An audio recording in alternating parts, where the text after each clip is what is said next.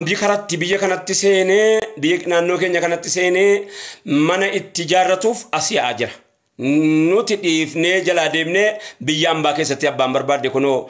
feetu qaltee, feetu bishaan buuftee, feetu fooqirraa darbattee, feetu dirooniidhaan nu galaafatti jechuudha. Lubbuu meeqaatamaa lubbuu qaalii jijjiirraa hin qabne itti khasaaraa jirra, itti kaffalaa jirra. Arrallee itti kaffalaa jirra. Bara 2009 ayyee galatoom ulfaadhu dubbaa koo ishii galatoom ulfaadhu akkasuma ani yaa kana simbe ko beeytanii akkuma nama gartee waan namni hoo bishaan nyaate homucha qaqqabataa isuma jedhan nu yani akka nama bishaan nyaate tokko waanan godhus dhabee qabee achi asin guuru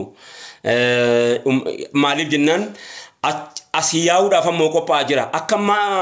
warri biyya alaaf itti duulleerre akka hin fidanne yeroo as ga'e kee achumaan deebi'a waa xiqqoodha kan biyya keessatti hafu rakkannee bar lakkanne maal yoo lafa dhiphifnee dinnicha affeellannee nyaanne dhagaafiin maal yoo dinnicha affeellannee nyaanne maali achumaan deebi'a amma ijoolleen mana hidhaa Saudi Arabiyaa keessa jiranu akkanitti dubbadhu dhabe maaliif yoomii jedhee gaafannaani karaa intiniitiin ulfaadhaa galatooma ayyee yoomii biyyarraa bahuun keessanii jennaan eega biyyarraa bahanii eega dhufanii mana hidhaa Saudi keessaa fi inni kan Riyaadiin keessaa inni kan biyya alaatiin eega galee ka'ee booddee ammoo asiin karaa Bosaasotiin karaa maali Jibuutiitiin karaa Somaalilaandiitiin asiin gayya'anii bahariidhaan ammoo achi tarkaanfatanii irra caalaan Yamaniin keessatti hafanii akkuma obboleettii keenya Rabbi rahmataa godhuufi sababa maaliiti sababni siin deemtee Yamaniin keessatti haftee egaa biyyoon kun nu kuni abaarsa wayii qabnamoo ani nin jedhaa jiru ilaa siichi dhayxee karaa baatee Suudaanii keessaa nama meeqa bitattee inni kaan Liibiyaa dhaqee inni kaan dhaqee Masrii dhaqqabdee Masrii ila haalli Masrii injijjiirama sagal jijjiirama gaafa ofitti si qabdee mirga sii kennitee jetti gaafa waa tokko jalqabde rahmata tokko hin qabdu gara jabeenyummaan sadarkaa isaa waan silaa miidiyaana jalaa balleessaadhaaf malee utuu silaa waanuma isaan lammii ofirratti godhanuyyuu irra caalaan keessan beektu jedhee yaada isinii miti jechuudha. Wa alaikum salaam wa rahmatullahi wa barakatuh. Ijoolle waan silaa jarri ummata ofirratti godhe wallahi biyya kanatti ummanni kana hunda biyya kana irratti kanan ta'u namni kana hundan ta'u kanaaf ulfaadhaa galatooma kanaa jecha waan ambii manatti ijaarrachuudhaaf asii haa jiru kana yeroo ilaalaa inni kaan godaanee dhaqee immoo ambii nu jalaa galaafatu garaan nama gubata rafiitan irriban nama dida ciisichan nama dida nyaatan namatti hadhaa abushaa isin keessaa godaantan ambii karaa itti ijaarratu hulaa barbaaddatee wal ta'ee inni kaan immoo inumaayyuu dhiyeenya moo maal jalqabanii baree dhalleedha inni haa ta'u nu namaa fi garaagarummaan qabu duruu baannee har'aan geenye irra caalaan yeroo ammaa kana keessa manneen barnootaa afaan keenya kanatti galfatamee afaan akka gaariitti shamadadamaa jira. Akka gaariitti jedhamaa jiru waa danuutu hojjetamaa jira gaa hundi miidiyaa irratti naasa'amu ammoo inaaffaas miti wannan jedhaa jiru kun ammoo dhiibbaas miti wannan jedhaa jiru cunqursaas miti wannan jedhaa jiru kun salphina keenyatu walitti nu qabata yeroo atachii salphattu anasii kabajamuu hin danda'u yeroo atachii ajjeefamtu anasii nagaa ta'uu hin danda'u yeroo atachii dhiibamtu miidhamtu abbaan barbaade waan barbaade sitti gootu anasii fayyaa ta'uu hin danda'u bara dabre keessa dheengadduma yeroo walitti bu'iinsa Suudaanii keessatti ta'u gaayaa reef kajoollee keenya nama awwaalu dhabne akkam jettan Suudaanii kana keessatti reef kajoollee keenya Suudaanii dhaadhaynee riqicha ijaarree manneen ijaarree fooqiisii ijaarree Jibuutiidhaaf nu ijaarsifattee dildila Faransaayii dildila maaloo Awustiraaliyaa keessatti maaloo hojjennee fi akku qaama humna qofaa miti beekaa wanni isin achitti guuraa jirtu sammuu nama keenyaas achitti guuraa jirti beekaa faranjiin sammuun nama keenyaas waan silaa biyya tajaajilu waan silaa biyyaaf ta'u achi godaanaa jira achitti dhaqee sammuun nama keenyaallee rabbumaaf jiraanne malee sammuun nama keenyaa irra beekaan nama keenyaallee karaa sanatti godaanaa jira karaa sanatti achi jiratee ergatee jiratu waan adda addaatiin hojjetatee ka'e maqaa jiraatti ittiin beekama. Biyyi mirgii dhugumaa achi jiraa jedhee mirga barbaacha yaa'a namni keenya dhugumaa mirgii achi jiraa dhugumaa ummanni kun ummatuma dheengaddaa gurraacha'ee jedhee magaalaa keessatti lammii achitti dhalatee guddate durga burummaadhaan fudhatan malee jechuudha. dildila Mississippi dildila gurguddaa kana barigaa gurraachuma Afrikaa kana hojjete miti gaarra caalaa saawwan isin amma Ameerikaa Awurooppaa biyya adda addaa keessatti ijaarame isin argaa jirtan kana warra dur maallaqaan agartee lola adda addaa gosa walitti buusanii kaanii yeroo gosi tokko mo'attu isa gurraacha qabdee gabaatti dhiyeessitee gurgurattee jennaan asirraa achitti fe'atanii biyyaan ijaarsifatani. Egaa konte momaalisini beeytani ka warra sana ummasa sana achi galatoomi ulfaadhu achirraa warra hafe galatoomi ulfaadhu achirraa warra hafe momaalinni amma paaspoortii itti baafannaa gabrummaa haaraa paaspoortii itti baafanneeti gabrummaa ammayyaa gabrummaa bareedduu gabrummaa agartee isii itti walii galle paaspoortii baafanneeti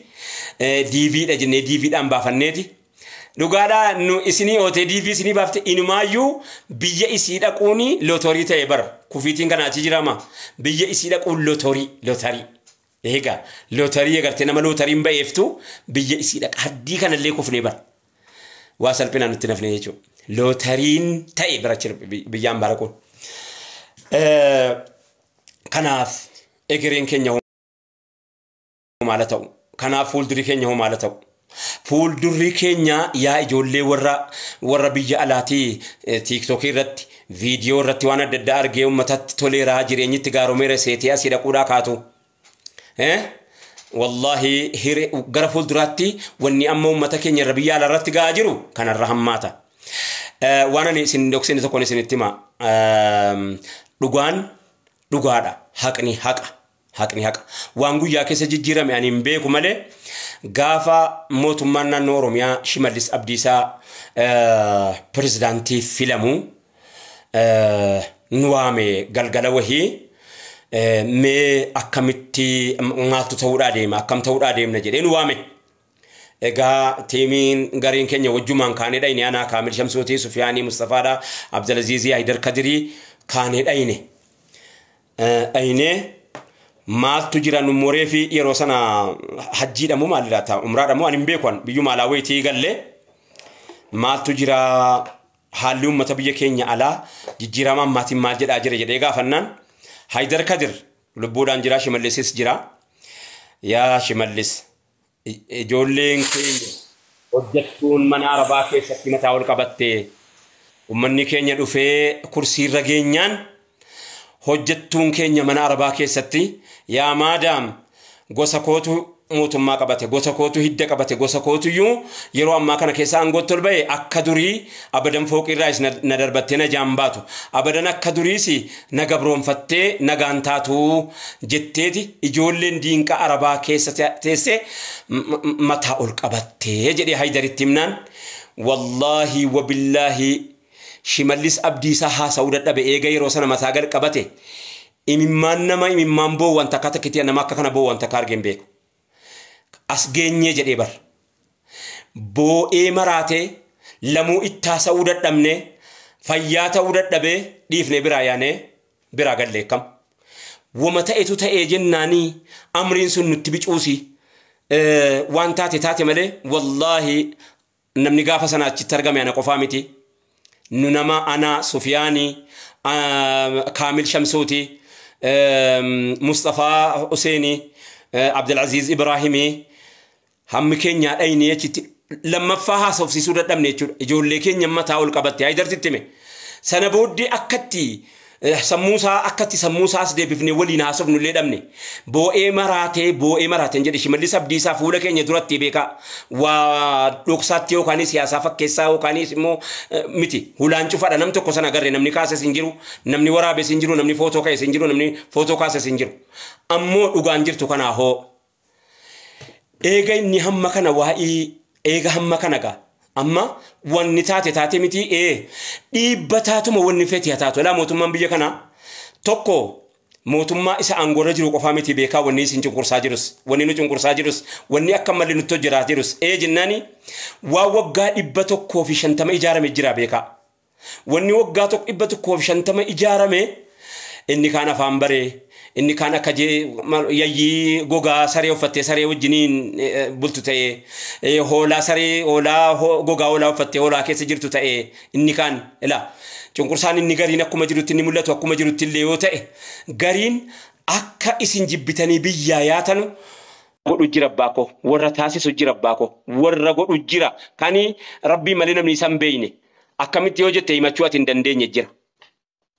isa kana gariis itti dhaqqabaa jira gariis immoo kan inni hin beeyne keessa jira gariin maqaan akkuma beekamu hundaa sa'uun nama rakkisaa fi malee egaa wanni biyyarraa isin baase waan akkasii fa'i wanni akkasii dhiibbaan akkas isuma sana wayya gaalaa jaruma nu dhiibaa akka barbaade godhaa asumatti waan barbaade nu hojjetu kana wayya gaalaa isin deemtanii ambi miila nutti xaragattee abbaan barbaade akka barbaade nu godhattee dubartii keenya salphiftee obboleettii dhiiraa shariika dhiiraa haadha dhiiraa salphiftee abbaa barbaade fooqirraa gad darbattee abbaa barbaade ajjeesuurra biyya ambi isin keessaa yaanaan itti jaarrachuudha achi as dhufaa jirutu quba qabaattanii akka lakkoofsaatti hin mul'atuu fi malee waa meeqatu hojjetamaa jira waa meeqatu iyyuu itti jiramaa jechuudha ijoollee koo yoo silaa isa dhabne isa jiru akkamitti hambifannaree isa jiru hambifachuun yaa warra biyya keessaa sichi gara fuulduraatti biyyan bar wanni moodelanuu ta'e warri biyya Awuroopaatti dhufu akka waan biyya Awuroopaatti dhufu hin jennete ta'e jalqaba maqaa ofii dura Awurooppaadhaa dhufnee bar jechuu himata. Inni nagaamu lama nagaama jedhe inni nagaama natti fakkaata. Hin ciccitee nama maaliif ciccitee laata ayyee ammoo nagaama. Nuti warra biyya Awurooppaatti warra Awurooppaaf lama warri agarsiisaa jirtan maali dhagaamaan jiru hin dhagaama. Kana jechuun izzaa olaantummaa dagaagina akka waan mul'isuu taatee naan uummanni ijoolleen keenya asii dhayxee anis maaliifan akkanatti dhaqee paaspoortii jaraa baafadhee hin kabajamne jechuudha jecha dhumaa jirti nu jedha anis kabajamuudhaaf paaspoortii biyya ambaatiin kabajamurraa kan kootiin keenyaan biyyuma isa akkana jedhaa jiruun jaallannee keenya jennee keessatti silkii keessanii malee bilbilii dhagaamaa jira. Bayan deebi'amoo lama deebisee lama akkana sagaleen maal ta'e laata ajabaga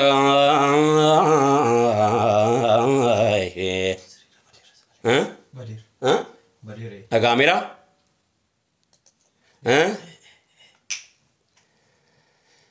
yoo tole sammaate saadaan biyyaan baa waan jarri seeratan jechuudha maraaba keessan waa baasuu gooftaan humna jabaa of ta'ee jiraachuu namuu fedhii qabaa roorroof dhiisee ka'ee namuu biyya qabaa amriin duniyaa diinii rabbitu harkaa qabaa isa tolkabee qaqqabaa keessan waa baafatu rabbiin yaa rabbee gargaarsa kee kadhanne. Godaan tummaan nuuf galu dubbin yoo keessatti ilaalan nama cabsa qalbii ilmaan nama keenya nuusisi yaa rabbi nama nan gabaabsan dhumoo waa'een biyya garbi yaa dhiiraa dubartii kuduunfadhu dubbii achitti wal geesse wanni taate aybiin. Ijoollee waa biyya kananiitii bari biyya deengadda poolisiin qaamni mootummaa Faransaayii keessatti waan inni hojjete dhageessaniittu waan inni biyya Faransaa keessatti hojjete dhageessaniittu maal godhee naan ajjeese mucichamee rabbi jedhaate waa tokko jinan hireedhuma sana si eeggataan jedhe boo asitti isa ilaa lammii kee isa si jibbu wajjin asitti jiraachuu wayyaa ambaa biyya alaatti si jaallatu wajjin jiraachuurra. Isa si jibbu jiraate illee isa si jibbu wajjiniin as jiraachuu wayya. Wallaahi wabillaahi akkanan jedhaa isin maal jettan haalamma jiru kun garaa nu gubee rakkanne dhiphanne deebii gaafanne abbaadhaan hin gaafanne akaakuun hin gaafanne hinuma gaafanne barayyuu gaafataa barayyuu baqataa barayyuu godaanaa maalibboo maal dhaqaadha inni cabnee hoo dhaqaadha inni dhumuu kaanee hoo akkuma rabbiitiin jiraanne wanni rabbiin ittiin nu jiraachiseenii quduruma isaatiin malee maa silaa arrangeenyaa maakkee nutti jirru koo ajaa'ibaa ulfaata. Salwa baasuu gooftaan humna jabaaf ta'ee jiraachuu namuu fedhii qabaa roorroobdisii bahee namuu biyya qabaa. Amrin dunia jini rabbi tarka qaba إسا تركبه قبا كيسا دوابا فتو كدن يا ربي قرقام أرسكي كدن أودا قدان ثم تنو فقدو دبين يو كيسو تلالا نما جبس قلبي ilmaan nama keenya nutis yaa rabbi nangabaaf sannu waa'een biyya garbe yaadiraa dubartii guduun baadhu dubbe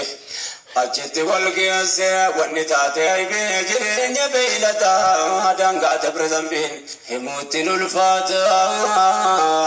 ajab sabree rabbe jireenya ummata garbe baay'een isaa keessa waan hin himamne sayojinnu dheeraa fi gabaabaa waajichu fandeemaa naan jedha marhaba rakkoo walii galaa hundumaa harkaa qabaa rakkataaf rakkinne kallee haalli isaa wallabaa manni keenya kan jedhaatu biyyaan ba'a.